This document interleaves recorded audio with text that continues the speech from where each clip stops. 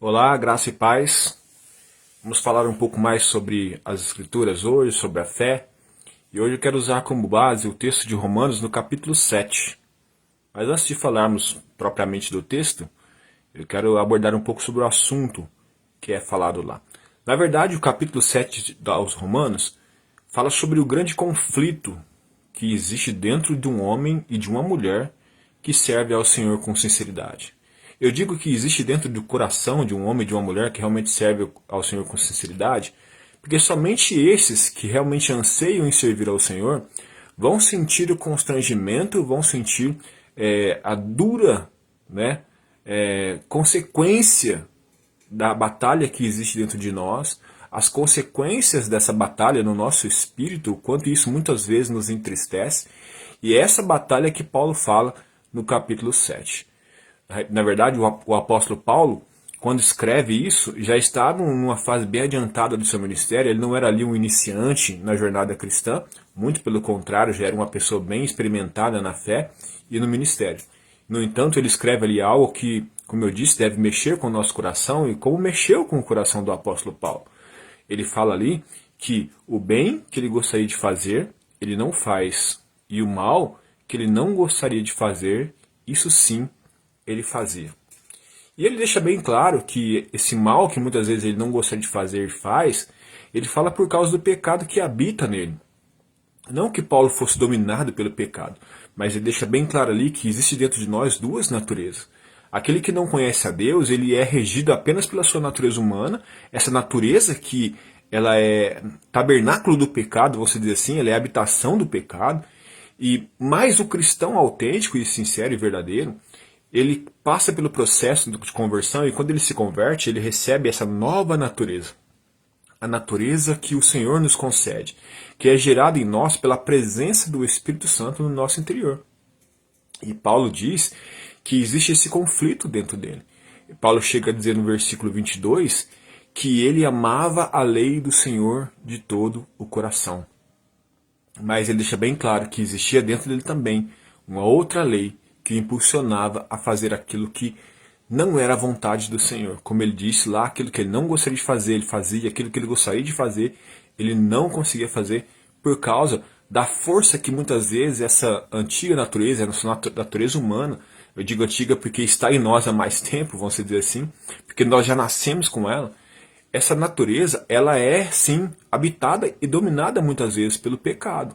Na vida do cristão existe essa batalha, como eu disse, e essa batalha é travada dentro de nós. Muitas vezes nós pensamos em fazer algo e muitas vezes não conseguimos fazer, muitas vezes pensamos em não fazer algo e acabamos fazendo. Essa é uma triste realidade, vamos dizer assim, não somente do apóstolo Paulo, mas também de todos nós. Mas somente aqueles que conhecem ao Senhor e temem ao Senhor vão lidar com essa batalha de maneira a serem realmente constrangidos no sentido de sentirem a tristeza e a dor de ver muitas vezes a natureza humana agindo dentro de si e o impulsionando a fazer algumas coisas ou talvez não o permitindo fazer algumas coisas.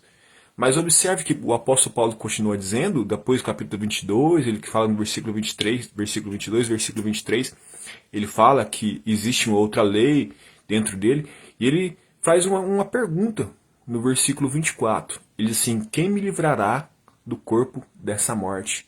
Ou seja, quem me livrará dessa natureza que me conduz ao pecado? E ele diz que esse pecado, ele fala sobre isso no capítulo 6, ele diz que essa natureza que o impulsiona a pecar o conduz à morte. Porque nós sabemos que todos pecaram. E pecaram por causa da sua natureza pecaminosa, sua natureza humana caída. Mas o apóstolo Paulo fala que no versículo 24, ele faz essa pergunta, quem me livrará de tudo isso? Aí no versículo 25 ele traz a resposta, que ele diz que dava graças a Deus por nosso Senhor Jesus Cristo. Nas versões mais simples da NVT, por exemplo, ele diz assim, a resposta, graças a Deus, porque a resposta está em Cristo Jesus. É Jesus que nos livra do corpo dessa morte. É Jesus que nos livra do domínio do pecado. É Jesus que nos livra da consequência do pecado. Porque, como eu disse, está lá escrito em Romanos, o salário do pecado é a morte, mas o dom de Deus é a vida eterna em Cristo Jesus. Aquele que antigamente era regido pela sua natureza humana e caminhava para a morte, agora recebeu de Deus essa nova natureza, essa presença gloriosa de Deus em nós, que vive em batalha contra essa natureza pecaminosa que nós já tínhamos.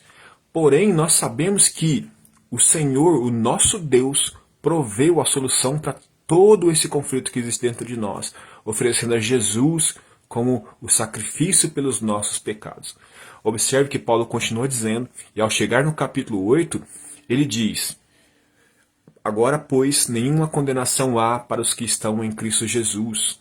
Ou seja, ele fala da morte, da consequência da morte por causa do pecado, e ele fala agora que, no versículo 25, que Deus proveu a solução para isso em Cristo Jesus, e no capítulo 8, versículo 1, ele fala que agora aqueles que estão em Cristo não estão mais debaixo da condenação. Não estão mais caminhando para a morte e a condenação eterna, mas caminhamos para a vida. Ele continua dizendo que Deus fez em Jesus o que era impossível à lei. Porque ele diz, versículo capítulo 7, e em quase todo o livro de Romanos é muito abordado sobre isso, ele deixa bem claro que a lei não foi capaz de produzir salvação ao homem. A lei foi incapaz de produzir transformação ao homem. Então o que era impossível à lei, Deus fez em Jesus. E agora não existe mais nenhuma condenação para aqueles que estão em Cristo Jesus. E talvez você se pergunte, então tá bom, então agora eu posso viver de qualquer forma? Não! Paulo fala isso desde o capítulo 6, que aqueles que são de Cristo, que pertencem a Cristo, crucificam a sua natureza humana. Ou seja, nessa batalha ele vive lutando para que essa natureza humana se mantenha crucificada, morta ou aprisionada, para que ela não prevaleça contra a natureza divina. Mas nós sabemos que infelizmente às vezes acontece, porque nós somos falhos, quando Paulo fala ali nos livra desse corpo, dessa morte. Por quê? Porque esse corpo que nós temos aqui, nós sabemos que um dia será transformado e será glorificado, e seremos livres definitivamente de pecado. Enquanto estivermos nesse corpo, vamos pecar. A grande pergunta é como você e eu reagimos como pecamos. Nós realmente somos tocados pelo Espírito Santo e conduzidos a uma vida de arrependimento, a uma vida realmente de tristeza conforme Deus. A palavra diz que existe dois tipos de tristeza: a tristeza segundo o mundo e a tristeza segundo Deus. A tristeza de Deus toma o nosso coração e o nosso espírito como quando pecamos? Ou achamos que é normal, achamos que é aceitável?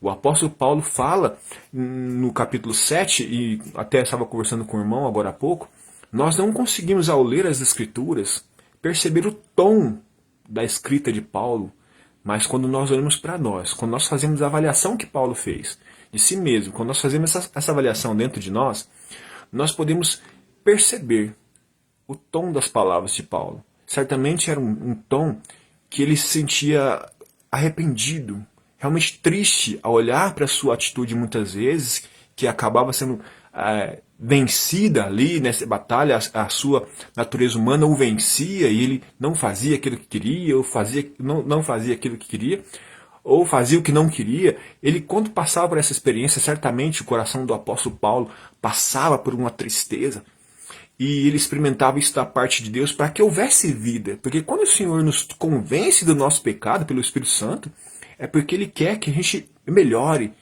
Ao contrário daqueles que pecam e não se arrependem, não sentem essa tristeza, ou talvez sentem uma tristeza, que a tristeza segundo o mundo, apenas um medo da consequência. Mas a tristeza segundo Deus, ela é gerada dentro de nós e traz a nós uma consciência de que desagradamos ao coração do Pai.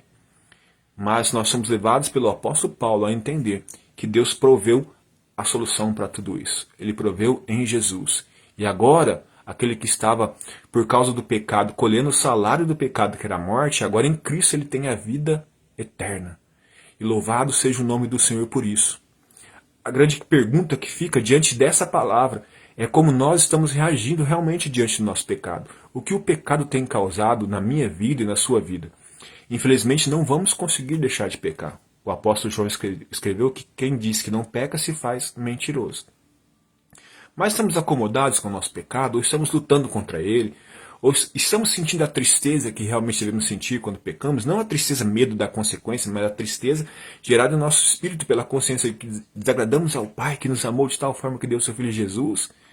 Ele se doou por nós na cruz.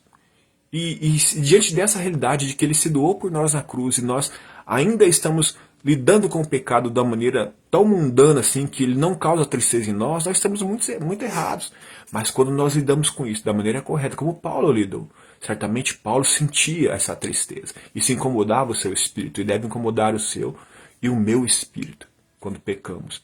Isso é um bom sinal, isso é um excelente sinal quando nós somos tocados pelo Espírito Santo e sentimos essa tristeza que gera arrependimento e, consequência do arrependimento, gera vida, gera restabelecimento da comunhão com o Pai mediante nosso arrependimento e o lavar regenerador do Espírito em nós, o nosso espírito, do nosso coração e da nossa consciência. E somos levados a entender que o Senhor está sempre de braços abertos para nos receber e para nos chamar de filhos e para restabelecer em nós essa alegria da salvação, como o próprio salmista diz: não retires de mim o teu espírito, restaure em mim a alegria da salvação. Esse é o desejo de Deus, que nós possamos ter a mesma postura que o salmista, devemos ter a mesma postura que o apóstolo Paulo, e assim certamente o pecado não nos conduzirá à morte, mas seremos conduzidos pelo Senhor, o nosso Redentor, à vida eterna.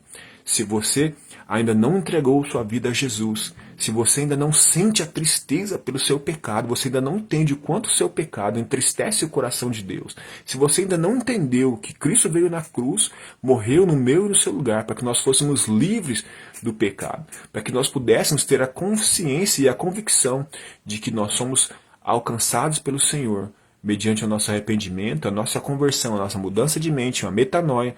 Ou seja, agora, ainda que eu peque, eu não quero mais pecar, eu não aceito mais o pecado da minha vida. Houve uma mudança de mente, essa mudança de mente vai nos impulsionar a mudança de comportamento. Como eu disse, infelizmente nem sempre vamos vencer, mas quando formos derrotados, a palavra do Senhor também diz, o apóstolo João disse: filhinhos, não pequeis, mas quando você pecar, saiba que você tem um advogado fiel, o justo e justificador, que é Jesus Cristo.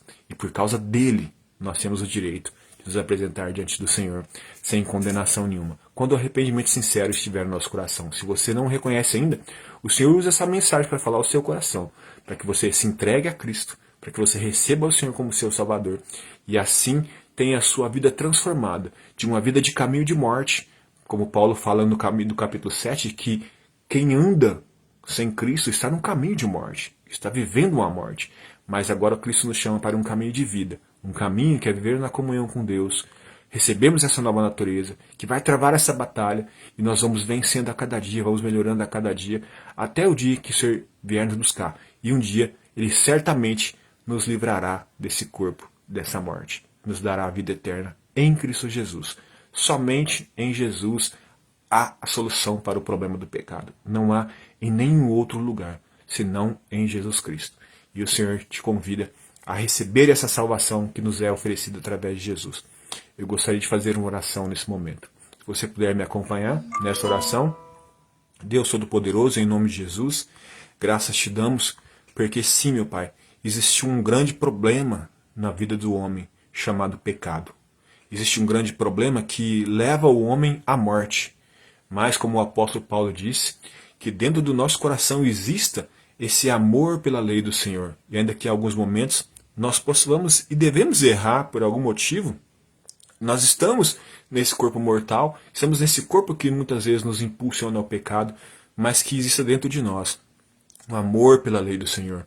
E que esse amor só pode ser gerado em nós quando a presença de Jesus estiver em nós. E que assim possamos entender que há uma solução para esse problema chamado pecado. E a solução é Jesus Cristo. Que nós possamos recebê-lo em nossas vidas como resposta do Senhor ao nosso clamor, à nossa necessidade de um Salvador. O Senhor ofereceu a Jesus para que nós fôssemos livres do poder do pecado e da morte. Mas nos ofereceu agora uma vida onde não há condenação para aqueles que estão em Cristo Jesus. Senhor, nos faça permanecer nele a cada dia. Que não seja apenas uma oração de aceitação, mas que seja uma entrega de todo o coração e que assim possamos permanecer em Cristo. E um dia sermos recebidos pelo Senhor na eternidade como seus filhos que chegam à casa do Pai que tanto ama. Amém? Deus abençoe a sua vida, em nome de Jesus, e que o Senhor se faça presente na sua vida como Senhor e Salvador da sua vida, em nome de Jesus, assim como também na minha, a cada dia. Amém?